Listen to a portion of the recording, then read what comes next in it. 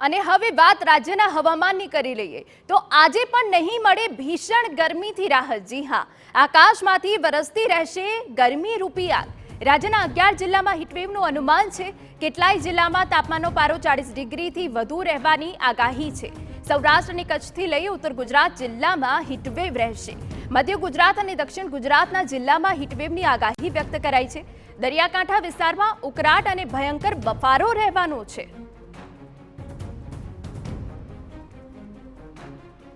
અગનપટ્ટીમાં શેકાયા રાજ્યના અનેક શહેરો। રાજ્યના 10 શહેરોમાં તાપમાનનો પારો 44 ડિગ્રીને પાર રહ્યો। જી હા, 45.3 ડિગ્રી સાથે સુરેન્દ્રનગર બન્યું રાજ્યનું સૌથી ગરમ શહેર। ડીસામાં ગરમીનો પારો પહોંચ્યો 45.1 ડિગ્રીને પાર। અમદાવાદ એરપોર્ટ વિસ્તારમાં નોંધાયું 46.6 ડિગ્રી તાપમાન, જ્યારે અમદાવાદમાં 44.9 ડિગ્રી તાપમાન નોંધાયું। સવારના 7 વાગ્યાથી જ તાપમાનનો પારો 33 ડિગ્રીને પાર પહોંચી ગયો। અનેક શહેરોમાં મોડી રાત સુધી ગરમ પવન ફૂંકાયો।